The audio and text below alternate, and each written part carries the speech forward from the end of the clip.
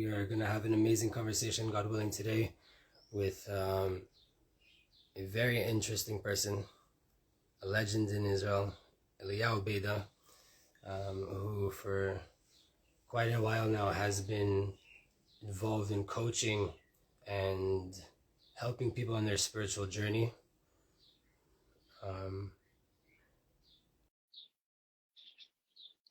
Eliyahu, all right, there we go. Perfect. It worked. Shalom Aleichem, it worked. Aleichem Shalom, how are you? Baruch Hashem, Baruch Hashem. Welcome on. So I was just getting a little introduction to the talk that we're going to have today. Obviously, Eliyahu Beda is a voice here on Instagram as well as in the streets of Israel, Jerusalem, Tzfat, to Tel Aviv, all over, known in many different fields. My first time connecting with you was actually related to our topic today at a marketing event revolving around cannabis and the cannabis industry in Israel. And we never really connected after that again. But then I came across your videos on Instagram. At a certain point, you were doing daily videos, which is actually the inspiration and probably one of the main reasons I do my videos every day, or I try my best to do it every day. And I thought today would be a good time with this parasha of healing. This morning I just made a video about healing as well. El Na Rafan Allah is going to come out a little bit later. But to talk about this topic of what does Torah and spirituality do for a person in their life and in their own journey?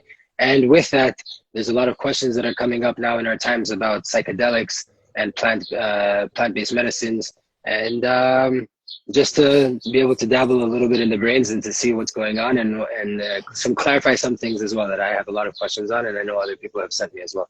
So welcome everybody. Shalom Aleichem everybody. If you want to say anything, introduce yourself a little bit. Well, first of all, thank you very much for this opportunity. It's always fun and exciting, and actually, well, it's a very growing experience every time we get to talk and we get to hang out. So I'm really excited about this opportunity, and the fact that other people get to listen in just makes it that much more fun. Yeah, that's a lot of stuff. Thank God. Life has been very full and fun and interesting, and I've tried to take all the lessons out of it that I can. And, every day I learn something, or I try to learn something. And as soon as I think it was Rabbi Chia said, as soon as you know how to do something yourself, then you can go ahead and you're qualified to teach that to somebody else. And I try to take that very personally and very much as a mission statement of, if I'm out and I'm learning things in my life and I don't share them, then what was the point? But if I can share them and just let other people live vicariously or learn through me, then hey, my existence was worth that moment. For sure. The spiritual aspect for me was exactly what you just mentioned, that if I'm learning something and it's changing my life, why would I not share this? Why don't I want everybody to have access to this? And then the physical push was seeing you do it every day and knocking it out. And those two together got me, Baruch Hashem, and it's changed my life, just sharing a video every day, pretty much 1 minute. I try to cap it to 1 minute. This morning I recorded 3 times, right? The 2 times I got like a minute and 10, a minute 20, and then I was like, I can do this in a minute. And I knocked it out, right? But just doing that every day, not only has it pushed me to learn so much more Torah, right? But also it's the engagement and the voice that it puts out there on these platforms, which are usually not filled with such wisdom. Again, it's not our wisdom. We're reading from the books and we're giving it over, right? We just know how to speak the language of nowadays. But this power in the world and being on Instagram, on YouTube, it's helped a lot of people in their lives, and it's amazing to see. Besides all the benefits that I get out of it, which the main goal is to help others and to spread this Torah. So it's a blessing, and I want to thank you again for being that inspiration and getting me to do it. First of all, there's no better affirmation from anybody in the world than people seeing something that you do and doing it themselves. It's not do as I say, but it's do as I do. And I think that's awesome. And kol hakavod, a lot of power to you. It's been over 1.5 years almost that I've been doing them every single day. And you touched on what I think is the essence of giving and the essence of what I'm trying to see in the Torah now, and kind of the way that I work out, guiding and using everything that happens in my life, which is, and I'll speak about my experience with my videos. I fall into the trap sometimes of wanting to see what the reach was, how many people saw it. And then I actually asked myself, Ellie, why are you doing this? And that feeling in the morning when something pops out at you and you're like, ah, this is what my reel is going to be about. And then you stand up in front of that camera and you do one take, two takes, and you put it out there. That for me, I do that for me. It's the most selfish thing I do in the day.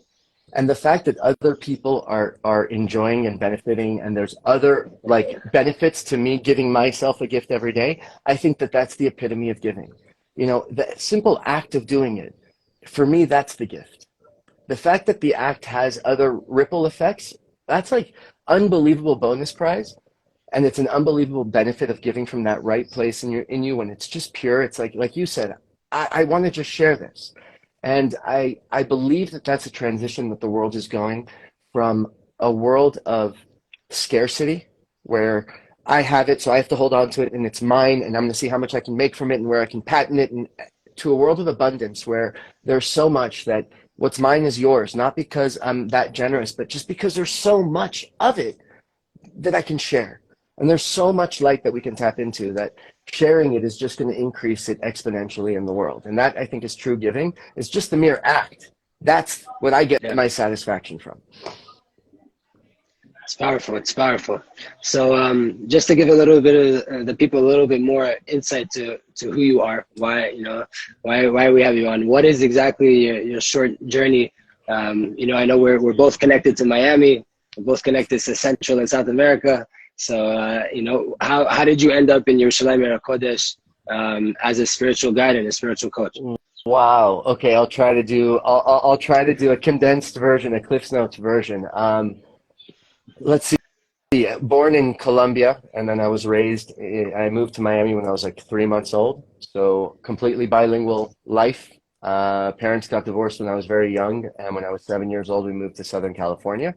So I basically did all of my schooling in Southern California, but all of my vacations in Miami. So I kind of lived coast to coast my whole life. Even though my family is not practicing at all, like Kiddush at night and then go to the club after Kiddush type of Judaism, which is wonderful and beautiful and it gave me unbelievable bases. I happened to go to a religious day school in San Diego by kind of, I guess, miracle or divine providence. But I was never a practicing Jew, even though I had a lot of knowledge about what was supposed to be done in the practice. Life was very interesting. I went to UCLA, then I moved to Miami. I lived in South Beach for years, and I lived in South Beach, and I was a model. I was an actor. I danced salsa like professionally at one of the bars, restaurants in Miami. I lived a very crazy life in Miami, and then I moved to Mexico, where that's when things got really crazy. I became a DJ.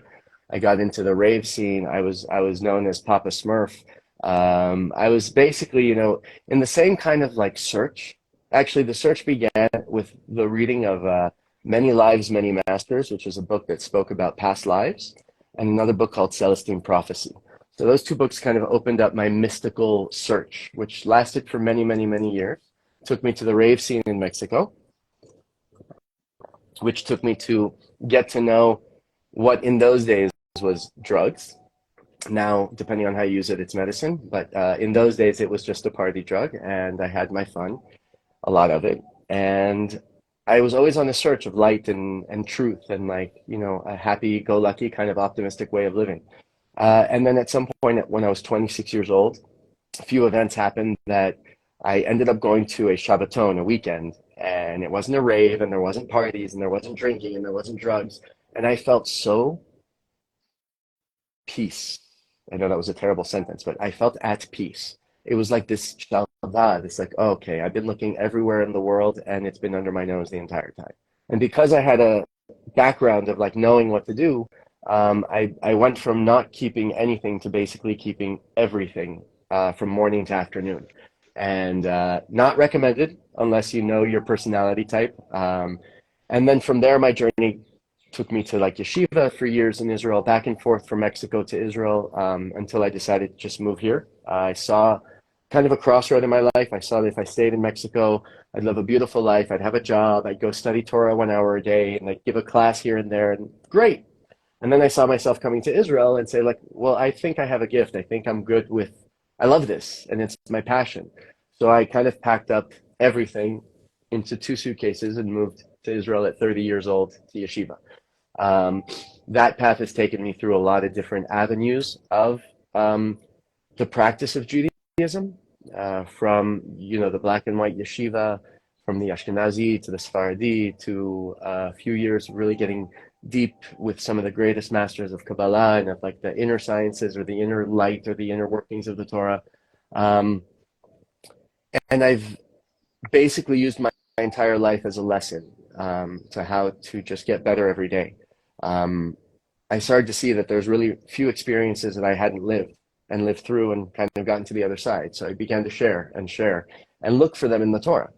And I was blessed with an unbelievable human being, my wife, who has just stood by my side and forced me to be me. And it was a struggle. It was a long journey and a long search to find this me, to be able to look at Judaism and look at the practice of Judaism and not let one affect the other. Not look at what's being done, but rather look what's being written and find the truth that speaks to me. The Torah, it says, Shivim Panim La Torah. There's 70 faces of the Torah, meaning there's so many different ways to look at the Torah until you find the way that most works for you. Obviously, within the confines of like the laws that we have, the borders that we have, but the truth, my truth and your truth are both true.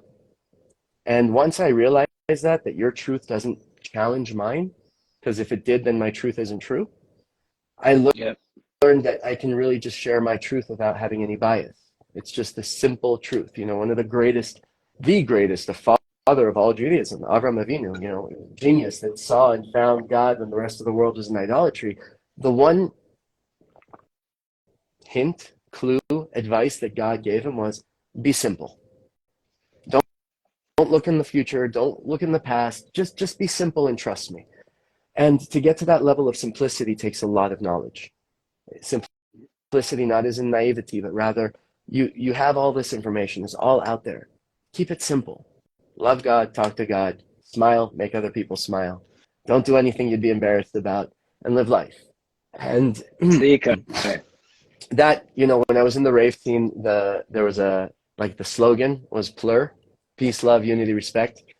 And that became kind of my lifestyle ever since I got into the rave scene. And in the first year of doing teshuvah, I every week wrote a blog. Remember blogs?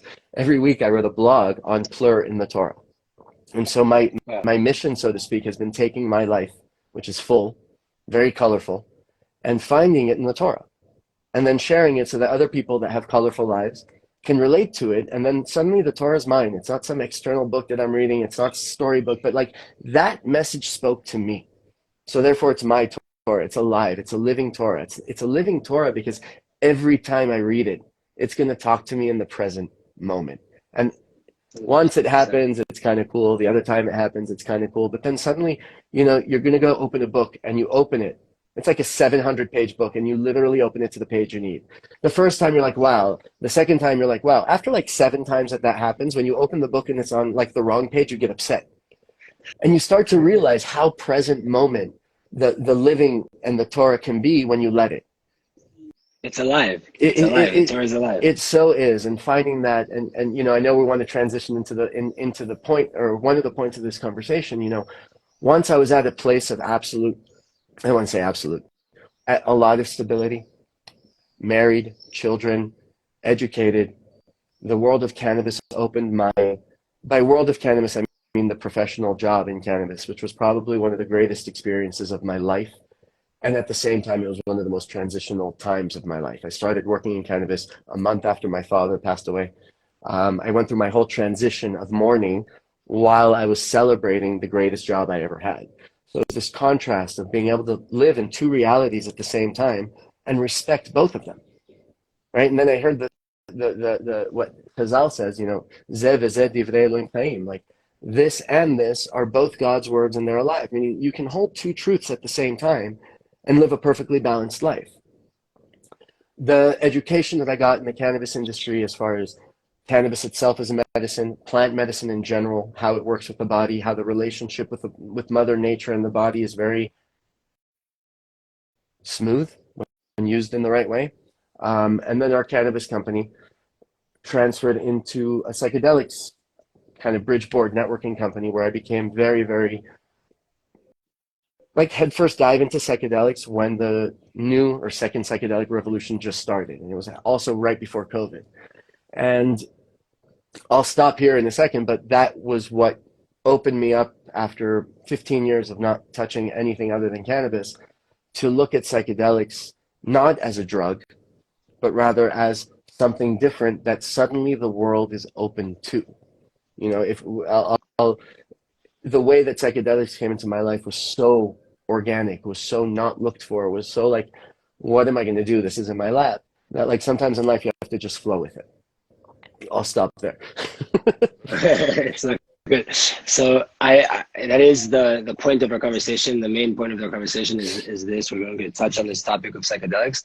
But first, I believe it's also important and connected in the proper order of introducing this topic and talking about it, that first we do talk about the importance of spirituality and religion, the religious aspect of the spiritual, right? So I had a conversation with someone not too long ago. I said, maybe you should go to yeshiva. He said, why would I do that? I'm spiritual. And I said, maybe you don't understand what yeshiva is, right? But like, It's so what? How could we explain, oh my first things God. first, as a guide and a coach, right? Why is Torah and halacha and spirituality important for a person, men or women, in their day-to-day life? So it's really funny that you mentioned what your friend said. I used to say when I was in the rave scene and people were calling me like, you know, Papa Smurf and like this cool like kind of guy. I used to say I'm extremely spiritual, but I'm not religious. And so I can understand that from a point of view of, actually I can understand that period. Yeah. When I went into my search, I was more interested in becoming religiously spiritual. In other words, combining the religion with my spirituality. So that was always my path when I looked at it. But the one thing that kept me, and I say this with so much, like with a heavy heart, the one mantra that I would repeat to myself in the first 6 months was, don't judge Judaism by Jews. I say it all the time. And it's 6 years I later. don't say that as a negative thing. I say it as a you know, there's a concept in the Gemara of Tinok Shenishba, like a lost child, that we don't understand actually what the Torah and what studying the Torah is. It's not an academic study. It's a mind, body, spirit study. It's you know, the Gemara tells us that like if you suddenly have if your evil inclination overpowers you, go study Torah.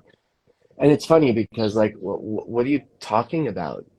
I'm going to read a book and that's going to make me not want to eat a chocolate. It's not that. It's that the Torah itself is actually a physical substance that when you enthrall yourself in it, it changes your entire inside. It aligns you in ways that you don't know. And I believe that when we open ourselves to the possibility of not knowing, the Torah takes on a completely different understanding. In other words, we're in a society, in a world, in a generation that anything we want to know, we can know. So if I don't know it, then it's not true, or then it challenges everything else. One of the biggest things of Judaism is understanding that there's so much that we don't know, and that's okay. So the learning of the in-depth learning of a page of Gemara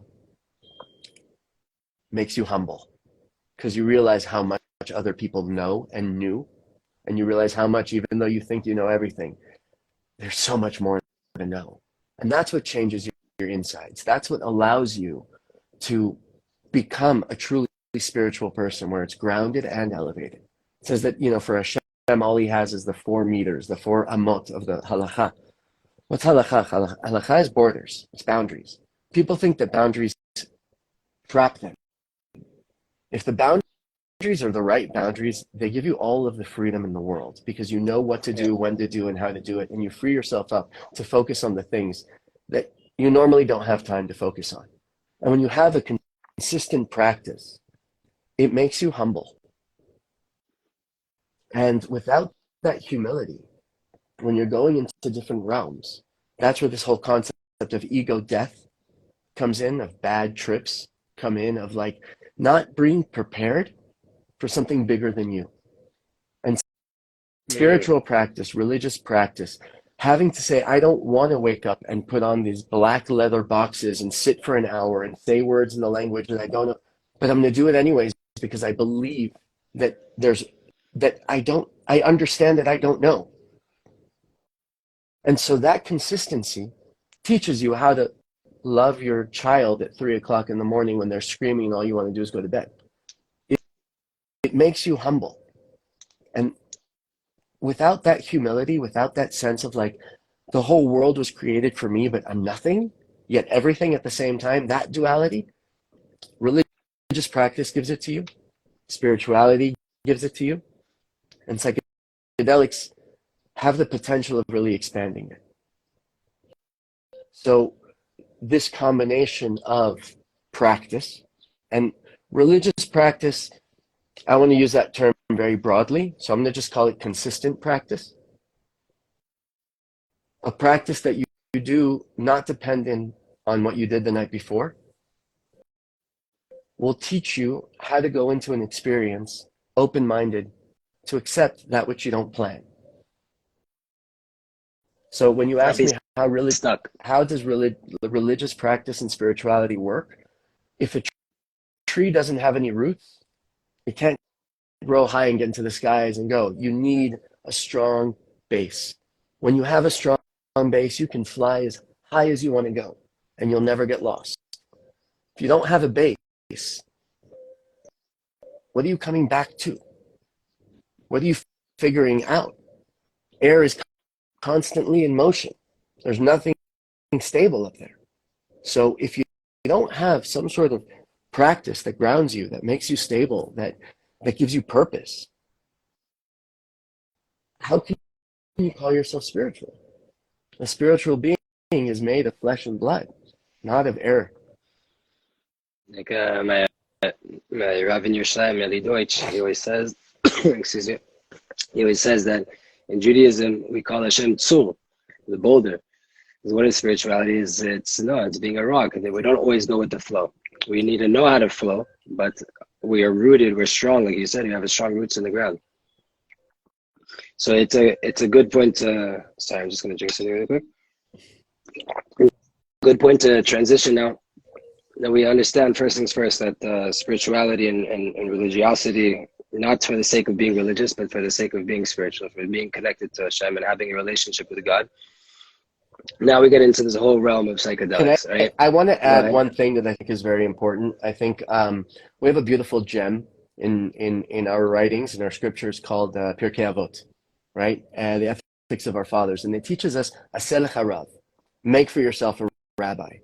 And what that means is search for that community, search for that rabbi, search for that person, search for that light that you're attracted to, that you can receive from. Today we have so much freedom of religious practice and of being and of expressionism, and everything's allowed. It's a double-edged sword, but like, find that community where you feel that your light connects to, and then you're fulfilling Aseh lecha rav. It's not a world that we're supposed to be in alone. And even though everybody says that the spiritual path is a lonely path, not ours. Ours is all based on community. And that community allows for you to go on your own path, yet come back and have that solid base. To be able to go, lo b'shamayim hi, v'lo mitachat hayam, like, not too far high, not too far low, but have that community, that people, that I think is one of those practices as well, that in our religion, it's very, very mudgash. It's a very, very strong point. It's very emphasized. Thank you. And you can't take that for granted, especially going into the higher spiritual realms or, other, let's call it, mental dimensions. So exactly, on these mental dimensions, right? So I'm going to give a little short introduction. I'm not, I have experience with psychedelics, right? If someone were to ask me right now, should I do this in order to do that? I would say no. If someone does it and then experiences something, which is like what happened to me, I became religious, returned to keeping Shabbat and learning Torah after experiencing a few trips on psychedelics, right? So it put a stamp of approval on the spiritual realities that I had been taught and as a child would never really experience. And then when I experienced them, I was like, oh, that's what the Zohar said. That I heard that in the Zohar when I was 11 years old, right? And I remembered from Shabbat the Drasha, and I was like, oh, wait, right? This is real. And that allowed and opened the door for me to be able to come back and make tshuva. But now that I'm in the life, trying to, keep Torah as best as I can and to grow spiritually, happens to be that Hashem is connected to me with a bunch of tzaddikim that are not so pro the use of marijuana, or for sure not psychedelics. And with that said, I'm connected to all different worlds and paths in Judaism. More ultra orthodox, completely no internet, no phones, no movie, no nothing, just books all day long. Here in the Holy City of Tzfat and in Jerusalem. And then people like us as well, that we learn, and we learn a lot, but we're very much in this world, right? And people that are not at all learning, right? So this whole spectrum, I'm connected, and I'm seeing all sides of it. And there's people within Judaism with kippahs on their head and keeping Shabbat that are promoting things like this. And there's people that are speaking against it. And there's a lot of question marks. There's a lot of people that don't know anything enough to even have an opinion, right? So recently, someone, a Hasidic man, and older, and a little bit older than you, a Hasidic man with married children and families and everything, and he said, so like, I'm considering microdosing on mushrooms, or or trying some ayahuasca or something. And I was kind of shocked, right? And and I don't even know like how to begin to figure this out in my head. So I have a few different questions, but I think the first question is, let's put aside the fact that it's possible that a person could have a spiritual awakening after doing psychedelics, right? That is for sure, no questions asked. My main question is, what is the kosher application for these things? If a person is really, really, they're in it, they're learning, they're praying, they're showing up to shul, they're doing their 3 times a day, right? They're checking all the V's, so to say, with a smile on their face, and they're connected for as much as they can, right? Is there room for them to be seeking out to have a spiritual breakthrough by way of a drug? Let's just use the term drug. I know it can be medicine or anything, but let's just say it for the sake. So I wanna do kind of my introduction, if I can, first of all, to say that I do not advocate, nor am I against. I'm very positive and for psychedelics, but I'm for them in a way that's very medicinal, very responsible, very educated, and for a specific purpose. With that said as well, I am not one that goes to psychedelics as the first stage, the first thing. Oh, you're coming to me, let's go do. No, on the contrary, it's not something that I push before doing the work for people. I don't even push it ever, actually. Before doing the work of like, let's see what we can do before we get into let's build a base, let's build somewhere we can come to.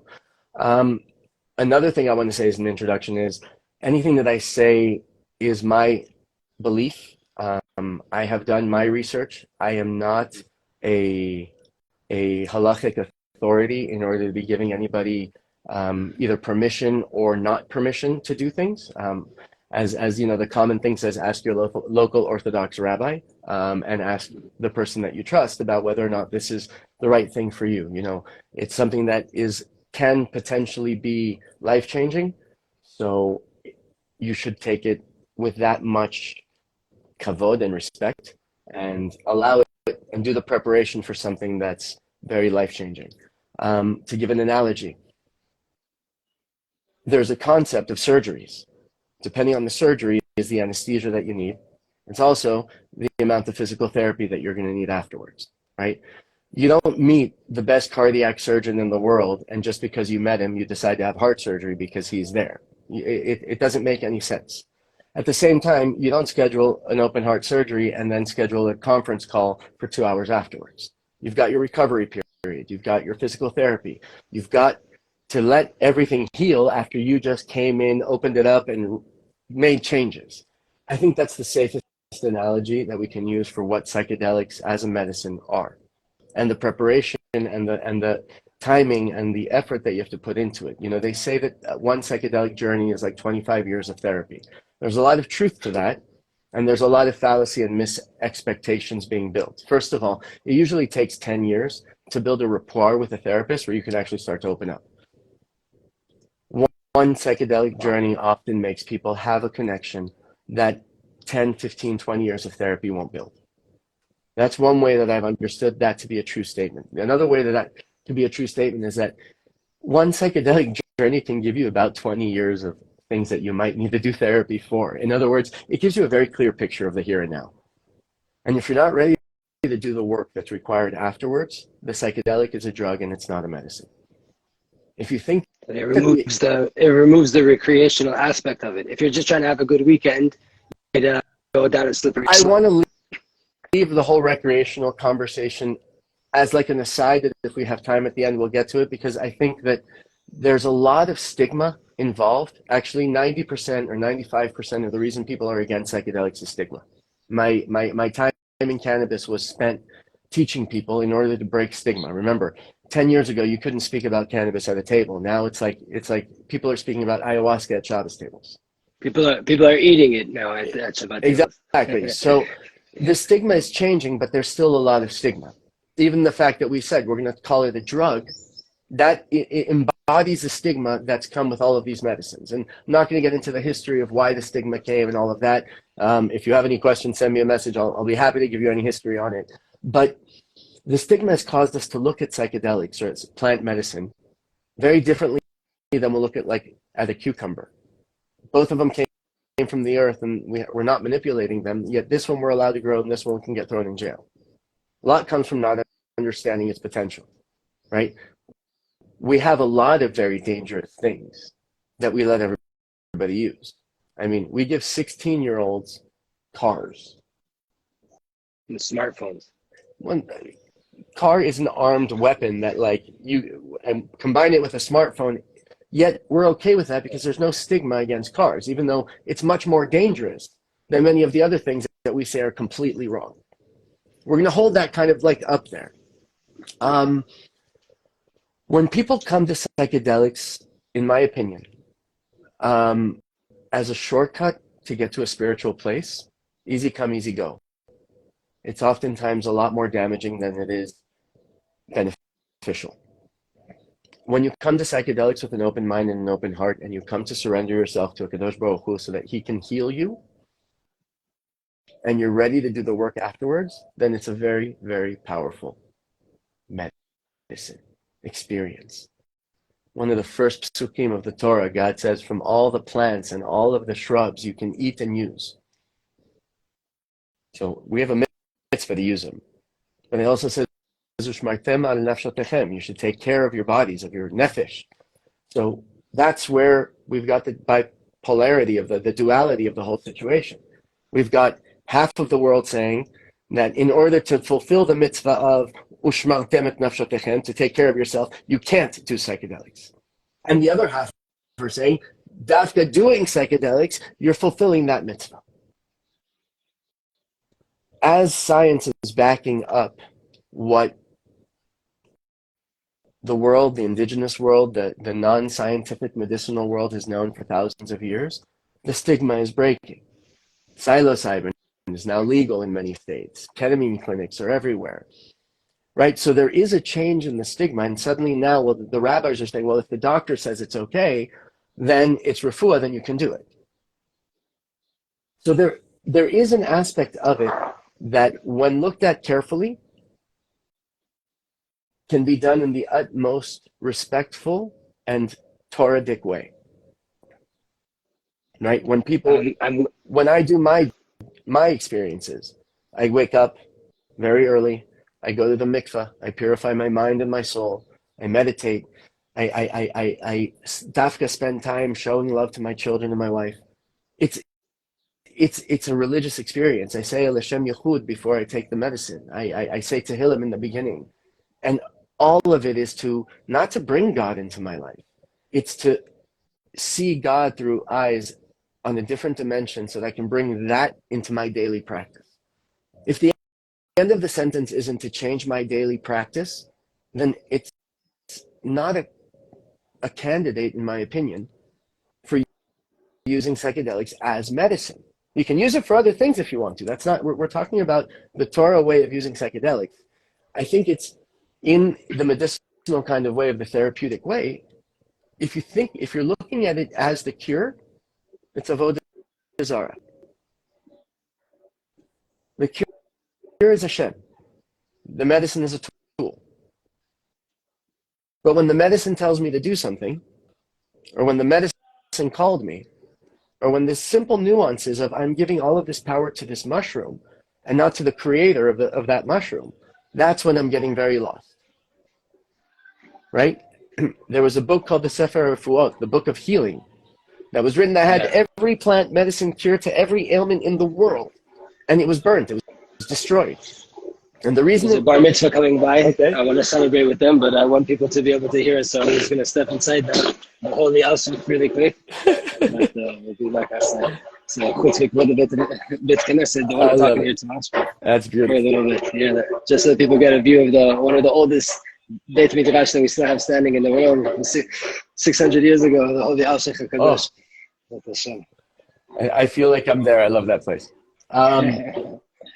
So when you take all of these things as a tool that HaKadosh Baruch Hu put in this world, and like every tool, there's its instructions and the way to use it, and the proper intention, the proper set, the proper setting, the everything that has to do with it.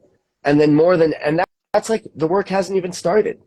And you're aware that afterwards is when you actually have to put all of this into action and make the effort for it to change your life. It's not it that's changing your life. It's you that's changing your life.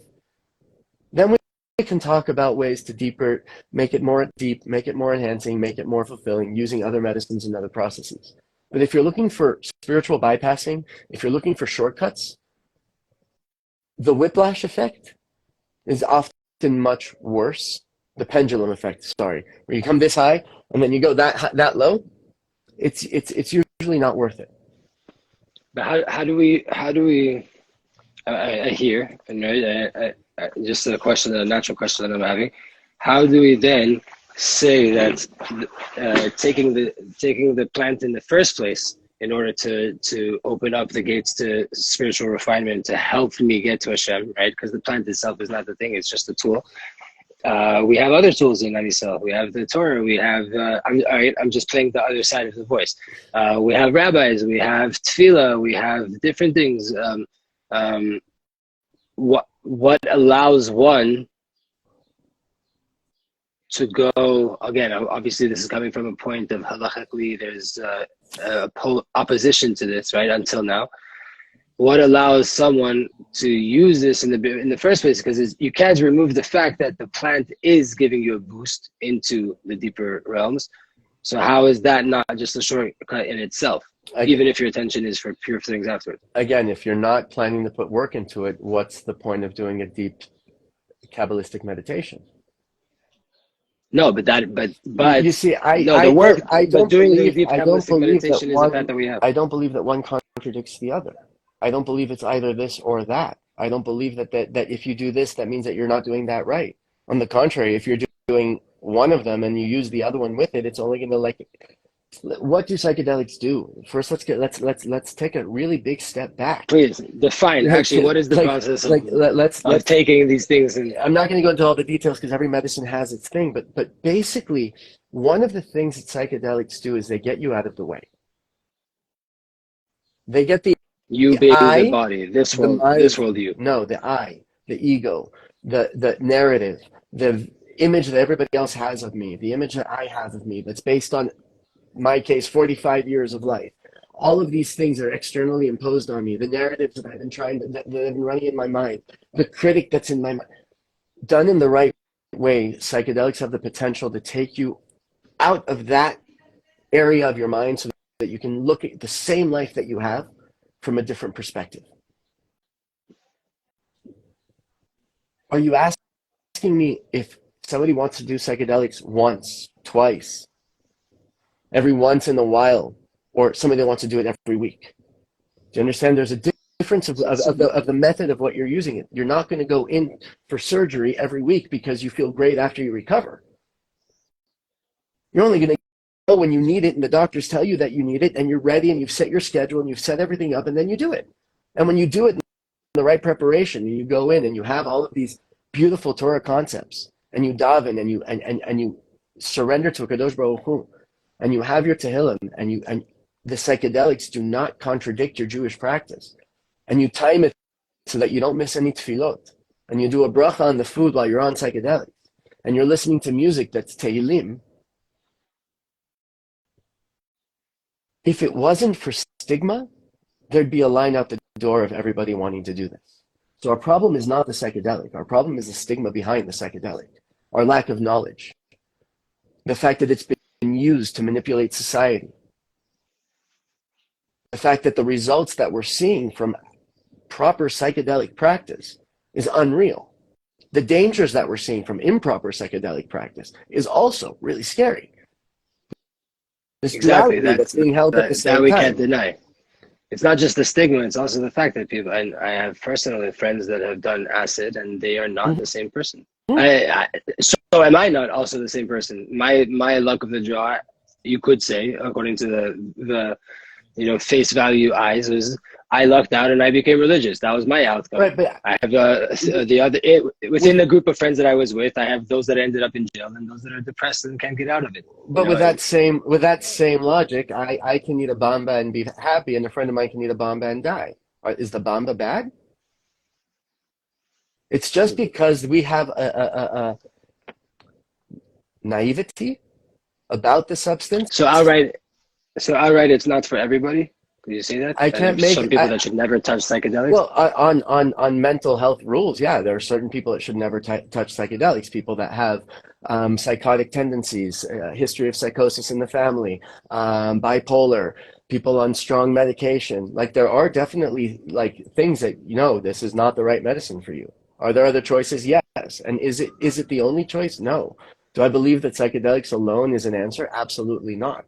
Just like I don't believe that, I'm sorry for saying this, just like I don't believe that reading a daf of Gemara, just to say that you read a daf of Gemara, is going to make that big of a change in your life. It might make a change, but if you put yourself into it and you prepare for it and you allow it to make a change in your life, then that one daf of Gemara can change everything. So it's not about the substance, it's about you. It's about where you're holding. It's about what your intentions are. It's about how much effort are you putting to do it. And if it's done in a way that it's recommended, that you've done your research, it's a safe set and setting, it's with somebody that you trust, and it's done in the right kli. Other than stigma, I really, on the contrary, I think it's a beautiful tool that we're watching how it unfolds. And I'm curious to see this video in 2 or 3 years and see how it's going to be so different. Because if you look at a video about this a year ago, it's already changed. If you look at some of the big rabbis speaking about psychedelics, when a year ago it was completely wrong, now it depends. Right? As we get more educated and as we understand more and as we realize that a lot of the stigma really isn't about the medicine, but about the things around the medicine.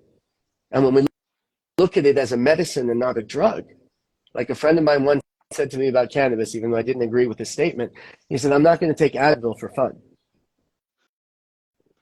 Right? Again, the concept though is if I look at it as a medicine, I'm going to give it that respect. And I'm going to do Tehillim before. And I'm going to talk to Hashem, and it's going to deepen my practice. If I look at it as a cure, I've got to work on my emunah and bitachon.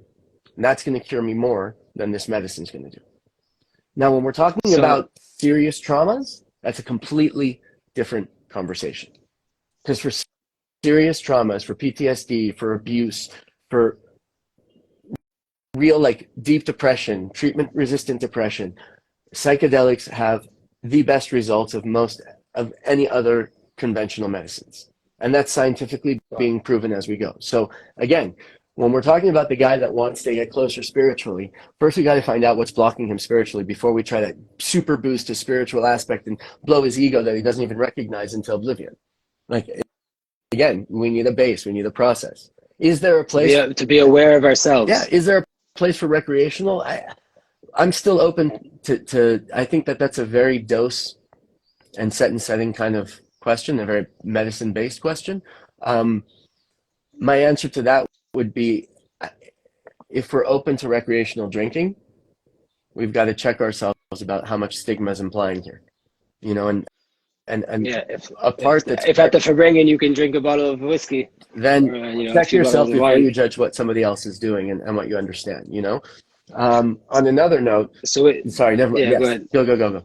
So this is just it's connected to these things, and maybe you'll be able to put in what you wanted to say. Obviously, there's rabbanim that say, okay, for medical, no problem. For recreational, no, right? So I just want to ask you again. We're not neither of us are halachic authorities. Just from a place of experience, and it ties in also to marijuana, which is also considered a psychedelic, right? But obviously it's completely different than acid mushrooms and ayahuasca and everything else. I don't know. In microdosing, you could spend your whole entire day. I don't know. There's certain acid you can definitely not take or mushrooms you cannot take like you take marijuana so much, right? Correct. So it's just a question: where is the line between that medical heter, that medical permission from the rabbis, and the recreational? For example, me, I don't have a medical license to smoke marijuana, but and I don't, and I do it recreationally, and I do it for medicine, right? So me, on my own honest self, there's sometimes I'm sitting with friends, like your friend said, you don't take edibles for fun, right? But we do smoke a joint for fun, right?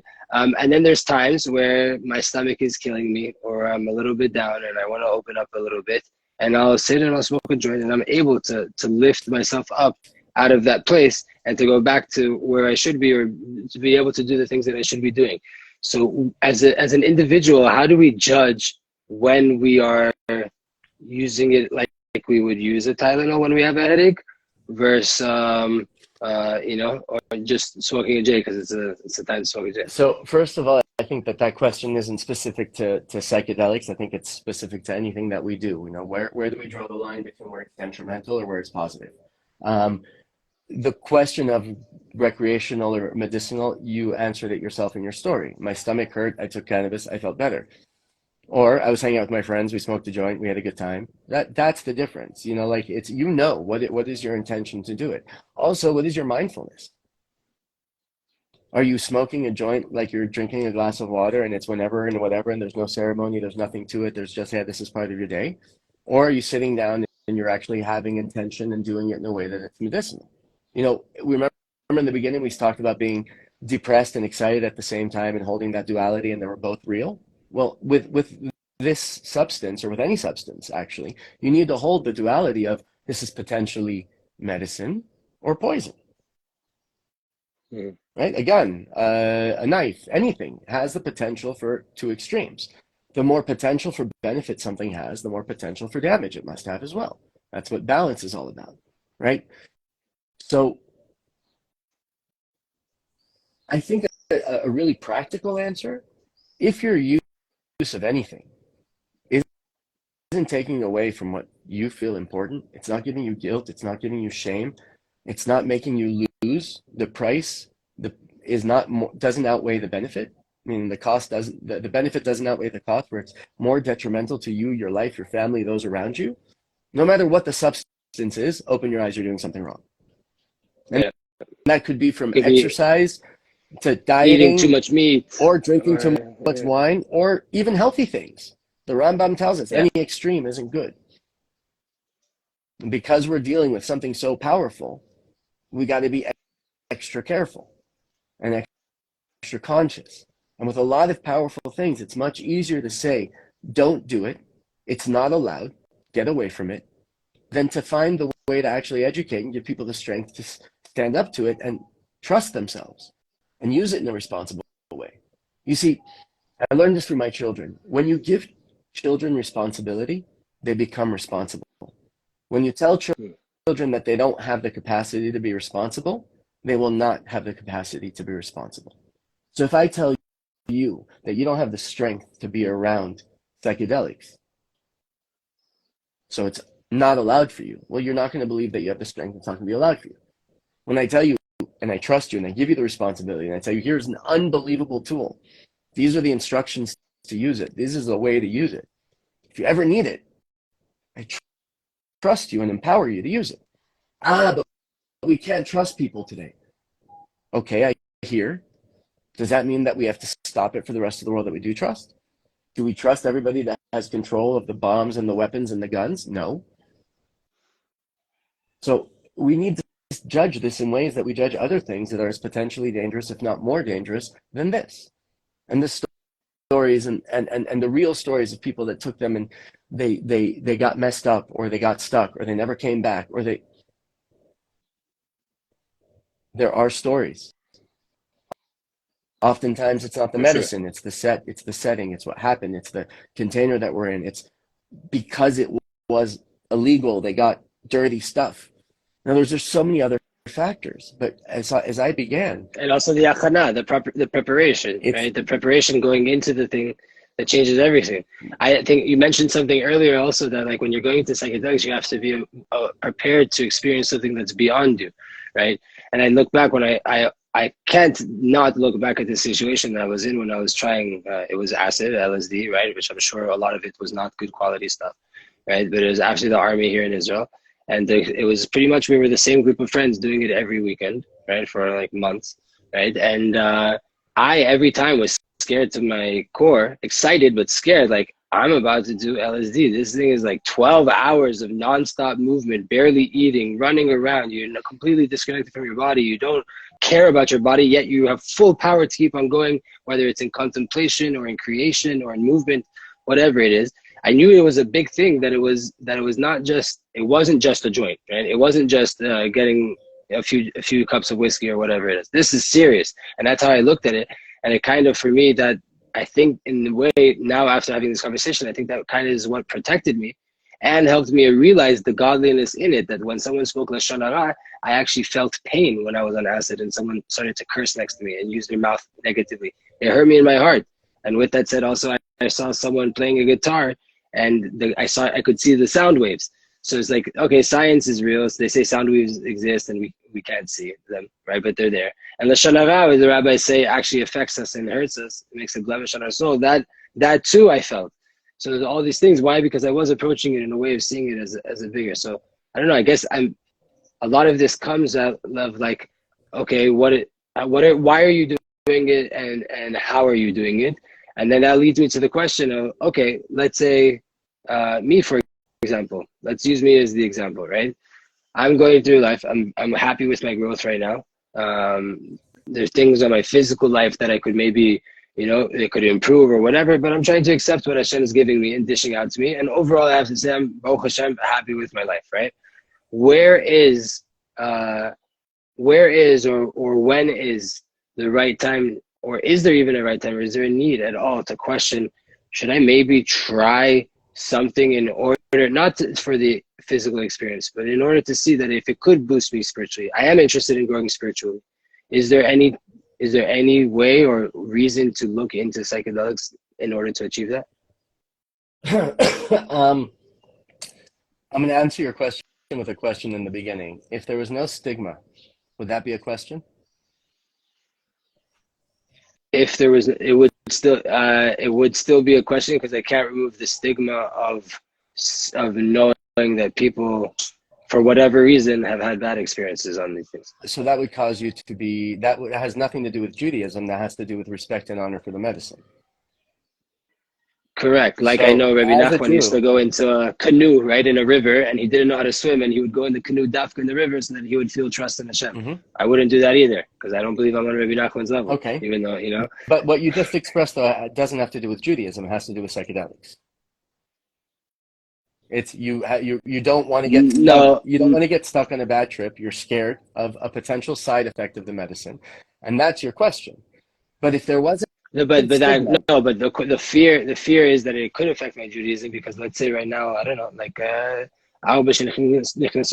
people that see things that they're not prepared to see, there you right? go. It could affect their Judaism. It could affect their Torah observance. It definitely could, and it must be taken with trepidation, and it must be taken with preparation, and doses and guidance have a lot to do with it.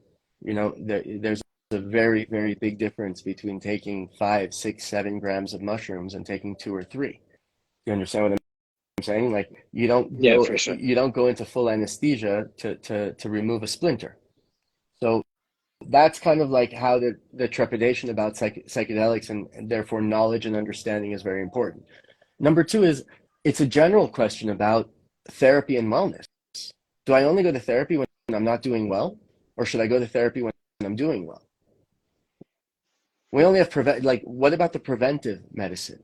What about the medicine or the lifestyle that's going to make me feel good when I'm already good? see, we have this mentality that it's not okay to be okay. And so when we're okay, we try to look for how we're not okay and fix it. But if we are in a place in our lives where we're okay, like you just said, I'm happy, everything's good, and I'm going into this to explore, and there's no stigma, and you do all the preparation, I still have yet to find anything wrong with it once you take out stigma. And stigma is not real because it changes with the times.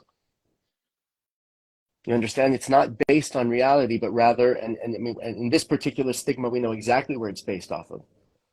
You know, so again, if stigma wasn't a question, if it wasn't there, I don't think that this would be a conversation. So then there's another aspect to this that it's a very important topic that I can't leave out. And some people even asked me to ask this as well. And I had it lined up as one of my own questions. And I've spoken to you about this as well. When I was at your house, I talked about it, right? That I'm going to speak specifically about ayahuasca, right? In ayahuasca, there's a shaman and there's a whole bunch of different things that some people could say, forget all the psychedelic and the physical aspect of it. There's chukot hagoyim. There's the laws of the non-Jews. There's the ways of the non-Jews, the rituals of the non-Jews, and borderline avodah zarah, right? Or if not, outright. Sometimes, so yes. Exactly. So if you could please if you could talk about it in general. I know like yoga is another one of these aspects of the world where yoga could be great for a person, but it could also be avodah zarah, and then a person, by way of improving their physical health and their mental health, they are plummeting spiritually. So if you could just clarify, what are the avodah zarah aspects of ayahuasca, and how could it be done in a way that removes that and allows for a kosher yid to connect to it? Awesome question. I, first of all, myself on my own journey and on my own journeys with ayahuasca, I've had to find that answer in many cases for myself. What feels right, what doesn't feel right, and when it doesn't feel right, to trust yourself enough to get up and not allow it to affect you. But then again, we're talking about preparation. We're talking about going and doing it in the right way. In as much as the halachic authorities are making it wrong, they're not giving an avenue in which it can be done in the right way. I have been blessed that specifically with ayahuasca, I do it in a place where it is 1,000% halachically aware. We daven Mariv and a minyan before. We say Tehillim and Tfilat HaDerech. We give blessings. With the music all night is Jewish music. It's one of the most unbelievable experiences I have ever. And it's the holiest and most pure ritual I do. So again, when we get over the stigma and when we learn about it through the eyes of the Torah, and we set up a container that not only respects, but this is a practice that is Torah. Now, I'm not saying that the Torah says to do it. Don't miss my words. I'm not saying that it does or it doesn't. That's another conversation. But what I'm saying is Torah is everything. And when you're going to a place that's Torah and you're bringing Torah and you're looking for Torah and you have a container that can support Torah, then that question becomes irrelevant. Is there practice in ayahuasca that's very avodah zarah? I have gotten up from circles, Jewish circles, and left because it was too much. What is it? The song. I think there's people that are listening that don't know, that wouldn't be able to digest. A lot of the songs, a lot of the energy behind the songs. Now, mind you, I speak a few languages, so I understand the words of all of the songs. There's a vibe that comes when you realize that they're giving too much that Hashem isn't there. That's, I think, the answer that makes sense to me. I have felt where nobody in the room has any knowledge, consciousness, or even openness to Hashem. It is the plant, it is the fire, and it is the spirit. Which is complete avodah zarah. So if you remove Hashem for the picture, then it's not because of the plant and the fire and the spirit that it's avodah zarah. It's because you removed Hashem that it's avodah zarah. It's because the spirit told me to do ayahuasca, or ayahuasca told me to do this. That's when you're getting very borderline. And that's when we talked about before, like you've got to have kelim, you've got to have roots. And that's the halakha, that's the daily practice. the things that ground you, so that your feet are so firmly on the ground that you can recognize when Hashem isn't there. But So wait, from the get-go, if I describe to you a circle of 15 men davening Mariv, and half of them davening Nates in the morning, and minions, and Dvar Torah, and in the middle of the night, Chatzot Zohar being read, you don't even have to ask the question of where's Avodah Zarah. You're more like, where can I sign up? yeah. So again, the more we're So educated, is it a question also like the, let's say a religious Jew that was interested in doing ayahuasca, right? To do it without a person like yourself, without someone that knows and is aware of this. Like say they had a group of guys that were going, they're in South America and they have the ability to do ayahuasca. It would face value be a sewer to do that, right? I can't answer that. I don't know. I don't know because again, if I'm going, and I'm not that I'm special, but like being from South America and being very exposed to that, if I were to go now I'd be very curious to go do a circle with a shaman in South America to compare light, to compare notes. God created them too, and there's chokhmah in what they're doing, and when your base isn't well, let's take a step back. Sorry, I'm stuttering. Avodah Zarah is one of the few sins that you do with thought. So that's the indicator. Where are your thoughts? No, but it's also action. If you do, you can do you can think you're doing Avodah Zarah and not do the exact action, and you don't get punished because you know, to the full extent because you didn't do the way that it was actually worshipped, the way it was done. If you take part in the whole entire ceremony, the way it's done, but your head is in a different place, you might still be doing the actions of Avodah Zarah. So that's why I say I don't know, and it's very quite possible, and that's why I started off by saying, as we're opening up our stigma and giving a vessel for religious men, religious women, or people that want that religious environment. Unfortunately, many people have such this desire for healing because it's an extremely powerful healing tool that they're willing to put themselves at risk or not even think that it's a risk. And my only answer is let's hurry up and learn so that we can create places and break stigma and use this as another tool in all of the things that we have to help people. Refuat nefesh, refuat guf. Let's fix people's souls. We're all alone because we have a screen in front of us. And one of the biggest, most powerful things about getting into a psychedelic journey is that you're about to spend 6 hours disconnected from everything. When else in your life do you do that? Do you know what I mean? So this, yeah, but there's different. That's the taste of it. That's the taste of it. And again, it's and most of Judaism is about what's your intention. Why are you doing it? You can do something that's a mitzvah, and it could be an avera because you did it the wrong way. And the opposite. Why are you doing the things that you are doing?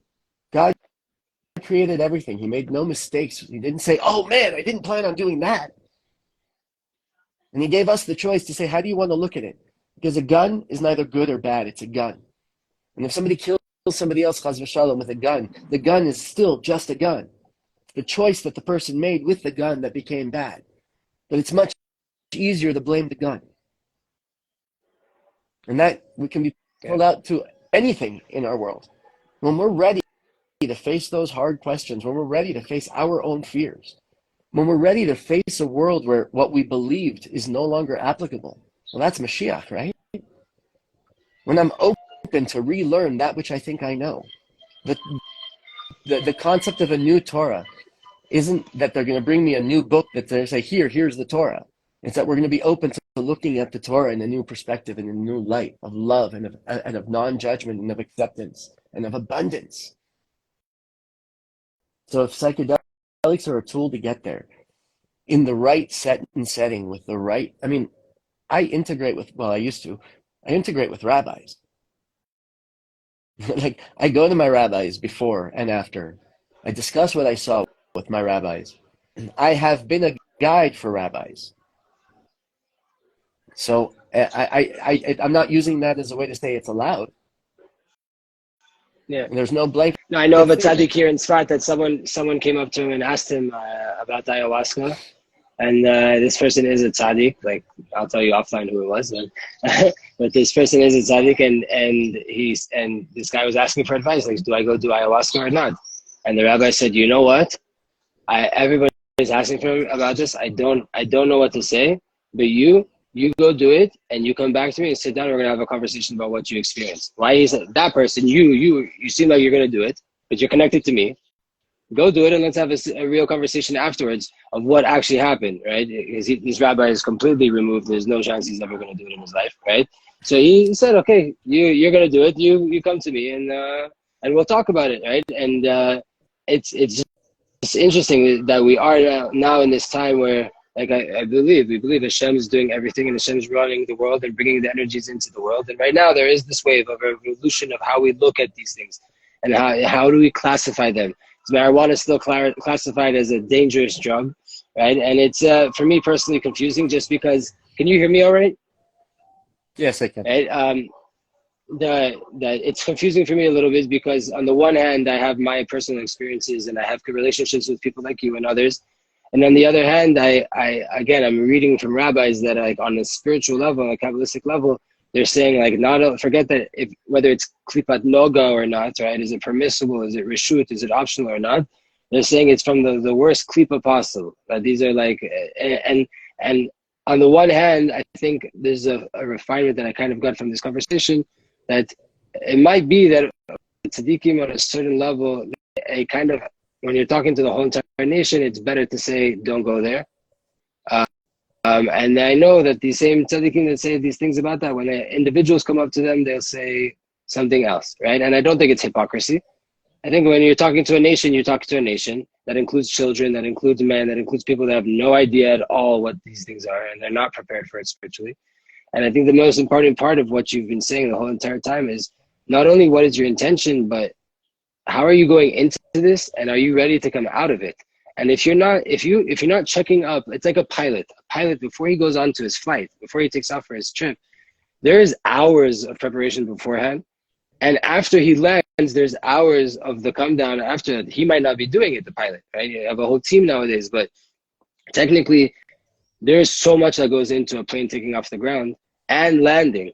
And even the person that traveled on the plane, just a plane ride, you can have jet lag and you can be messed up in your head for a few days just because of the physical toil of being 30,000 feet in the air, right? So all of this, I think this conversation has given me a lot more clarity. I'm not running to do, to try anything now, but it has cleared up a lot. One, we have to look at the stigmas that the U.S. government and other people in the world have placed on these tools, on these plants. And if you're ever going to engage with it, like anything else, like eating a steak, like drinking wine, like going to work out physically, right? Like going on a date with your wife, no matter what it is. Eating a bamba. Or eating bamba, right? There's conditions that maybe you're not fit to do that action. And there's also, what is your intention? What is your goal? Why are you engaging with this act? Why are you eating the steak? Why are you eating the bamba?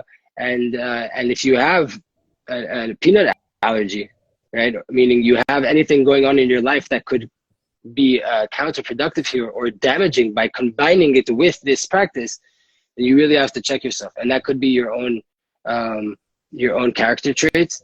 It could be the financial situation of your family. It could be a million different aspects. There's one more that I want to mention. That's as important. No, make sure that everybody in your circle is ready. You're married. Make sure your wife is on board. Make sure that you have a place to come to where it's going to be healing for you as well. Make sure that the same thing that you're using to heal yourself isn't going to be the reason that causes problems in your life. It's not some, you know what I mean? Like, there's so many couples that psychedelics have helped them get so much farther in their relationship, yet there's so many couples that psychedelics have broken them up. You understand? It's like, make sure you want to see all of the things that you could potentially see. Make sure that you're safe. If you have a lot of shalom bayit issues, and you're not going to be ready to deal with the fact that you maybe don't like your wife, right, or something like that. Or listen, there's all of these things. Questions come up. of my experiences, the first ayahuasca experience I had changed my entire life. And I will tell you, my wife knew, obviously. She eventually was supportive, because the first time I did it, it was actually, it was a very decisive decision, as opposed to every other decision that was very always shared. And when I came home from the ayahuasca circle, where my whole ayahuasca journey was seeing how much of a control freak I was, both with religion and God, and with my wife and my children, I came home and I got on one knee, and I apologized to my wife, and I asked her to marry me, knowing all of these truths that I saw. Had I have come home to a situation where there was no kli, no vessel waiting to receive me, and I would have realized that all of these truths, I would say, well, she's not for me. I got to get divorced. Because I would walk home and she'd fight with her because she didn't want me to go on that. And all of the other things that are secondary to the actual experience. The same experience can give somebody a new opportunity at life, while it can give another person the actual, seal the coffin and it's over. So when you're not prepared and you're not doing it, it says that, the 4 that went into Pardes, 1 went out. The one that went out said, hey guys, when you go in, make sure not to call the water water. Meaning he was prepared to go in. He did his research. He took it seriously. He had his kavanah. He understood that what he was going to see had nothing to do with what he knew. So therefore he went in with peace and he went out with peace. I think that's a clutch guideline. Make sure you know your truth. Make sure you've got stability. If you don't, and again, deep traumas aside, if you don't, you're going into a double-edged sword. It could be a Sam Chaim or a Sam Mavet. If you have to do it behind the back of the people that you love, make sure you're willing to risk everything for the possibility that this medicine might work on the first time. But if I'm selling it to you as a thing that will cure everything, you're willing to risk everything. And if I'm telling you, hey, listen, now this is a bolt of lightning that's going to show you a path, but you've got to walk it. Most people don't come back to the second meeting. I don't want to walk. I want it to be fixed now. One-click shopping, one-visit therapy. Doesn't exist. Chazak, chazak, chazak. May we all be blessed to take from this conversation. Anybody who's made it this far, it was a very, very deep conversation that needed to be had for a while for me, and I know others had also questions, and we're excited about this. So just want to give you the opportunity, if you have any last words, any message for the people out there in general, and if you want to plug yourself, let people know how they can find you, if they can reach out to you. Go ahead. Well, in closing, I would just say research everything. Look into it. If you have a calling and you want to do it, research, ask, and then find out if it's right for you. I invite everybody to find the perspective in which the Torah becomes a source of light, and find your own perspective. I share mine every day. Here's my plug. Ready? I share mine every day. I do it for me. It's a 1-minute reel. It's on all the social media, Eliyahu Beda. If you don't have social media, I have it on WhatsApp. I'm open to questions. My newly discovered but always known purpose in this world is to be of service. So however I can be of service, it will help me fulfill my purpose in this world. So thank you for the time. Elio, thank you, Eliyahu. Let's do this again, even if it's not live. I love having these talks. Bezat Hashem. Said like a true Kohen Gadol, you're here to serve the nation, to help people come closer to Hashem. Bezat Hashem, blessings to Yerushalayim Yer HaKodesh, and hopefully we get to see you soon in the flesh. And who knows how long until we're tripping really soon. I think actually really soon we're seeing each other.